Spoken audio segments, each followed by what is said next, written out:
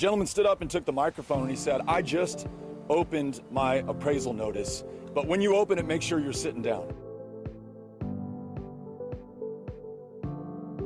Under Greg Abbott's leadership, property taxes have gone up $20 billion, an increase of 40%. When you add this increase to the other inflation that he's causing, the increase that we're seeing in utility bills and his mishandling of the electricity grid, this stunt that he pulled over the last 2 weeks on the U.S.-Mexico border, causing inflation at the grocery store. Greg Abbott also vetoed the Universal Service Fund, meaning for our rural neighbors, their costs for internet and phone are going up, and he is the single greatest driver of inflation in the state of Texas. Here are a few ideas for how we're going to bring property tax relief. Number one, we do not have enough housing in this state. Governor, I'm going to work with local leadership to make sure that we address this desperate shortage. Number two, corporations and the very wealthiest are getting out of their fair share. The law under Greg Abbott